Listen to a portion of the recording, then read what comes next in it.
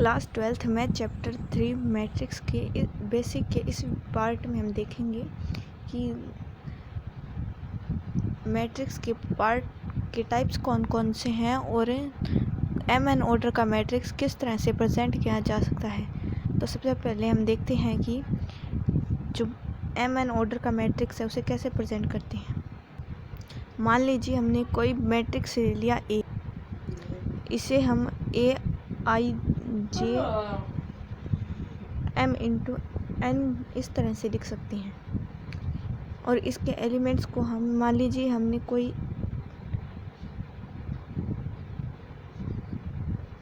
2x2 order का matrix ले लिया तो इसके एलिमेंट को हम A11 ये A11 है, ये फर्स्ट रो फर्स्ट कॉलम का एलिमेंट है और सेकंड एलिमेंट को हम A12 ये हमारा फर्स्ट रो और सेकंड कॉलम का एलिमेंट है और इसके थर्ड एलिमेंट को A21 इस तरह से लिख सकते हैं। ये सेकंड रो और फर्स्ट कॉलम का मैट्रिक्स का एलिमेंट है और इसके फोर्थ एलिमेंट को हम 2 से लिख सकते हैं। ये हमारा सेकंड रो और सेकंड कॉलम का एलिमेंट है।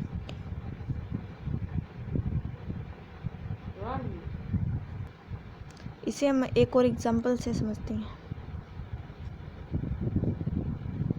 मान लीजिए हमने कोई मैट्रिक्स है वो 3x3 ऑर्डर का ले लिया तो इसके फर्स्ट एलिमेंट को हम A11 इस तरह से लिख सकते हैं और इसके सेकंड एलिमेंट को A12 और इसके थर्ड एलिमेंट को A13 से लिख सकते हैं। ये A11 है, ये हमारा फर्स्ट रो फर्स्ट कॉलम का एलिमेंट है और ये सेकंड एलिमेंट है, ये हमारा फर्स्ट रो और सेकंड कॉलम का एलिमेंट है और ये थर्ड एलिमेंट है फर्स्ट रो और थर्ड कॉलम का एलिमेंट है। इसी तरह हमारी फोर्थ एलिमेंट को हम A21 इस तरह से लिख सकते हैं। ये हमारा सेकंड रो और फर्स्ट कॉलम का एलिमेंट है और इसके फिफ्थ एलिमेंट को हम A22 से लिख सकते हैं। ये हमारा सेकंड रो और सेकंड कॉलम का एलिमेंट है और इसके सिक्स्थ एलिमेंट को हम A23 से लिख सकते हैं। ये हमारा सेकंड रो और थर्ड कॉलम का एलिमेंट है और इसके हम सेवन्थ एलिमेंट को A31 इससे लिख सकते हैं। ये हमारा थर्ड रो और फर्स्ट कॉलम का एलिमेंट है और इसके एट्थ एलिमेंट को हम A32 इससे लिख सकते हैं। ये हमारा थर्ड रो और सेकंड कॉलम का एलिमेंट है और इसके नाइन्थ एलिमेंट को हम A33 से लिख सकते हैं। ये हमारा थर्ड रो और थर्ड कॉलम का एलिमेंट है। इसी तरह आप किसी भी ऑर्डर के एलिमेंट को लिख सकते हैं। बस आपको यह याद रखना है कि जो रो है वो पहले आएगी और कॉलम बाद में। एक और एग्जांपल लेते हैं। मान लिया हमने कोई मैट्रिक्स B ले लिया, ये है 2x3 ऑर्डर का तो इसके एलिमेंट को हम इसमें पहले देखिए कि रो कितनी बनेगी, इसमें 2 रो बनेगी और कॉलम है वो 3 बनेगी।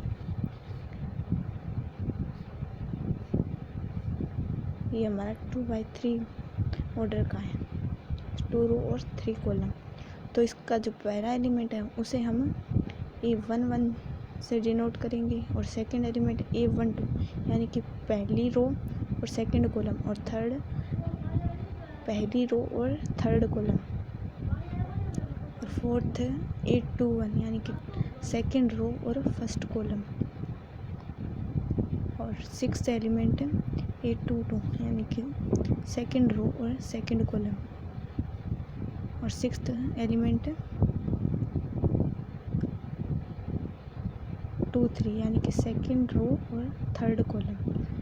आई होप ये आपको समझ आ गया होगा। अब हम इसके टाइप्स मैट्रिसेस के टाइप पढ़ लेते हैं। मैट्रिक्स के टाइप्स में हम इसके 7 टाइप्स के बारे में पढ़ेंगे। तो स्टार्ट करते हैं 1 बाय 1। सबसे पहले हेडिंग डालिए कॉलम मैट्रिक्स। कॉलम मैट्रिक्स वह मैट्रिक्स होता है जिसमें केवल एक ही कॉलम होते हैं। जैसे ये मैट्रिक्स हमने लिया तो इसमें हमारा सिर्फ एक ही कॉलम है और रो 1 2 3 4, तो ये हमारा 4x1 ऑर्डर का मैट्रिक्स है।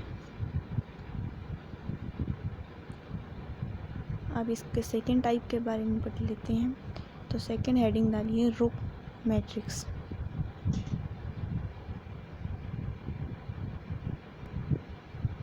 रो मैट्रिक्स वह मैट्रिक्स होता है जिसमें केवल एक ही रो होते हैं। जैसे ये हमने मैट्रिक्स ले लिया,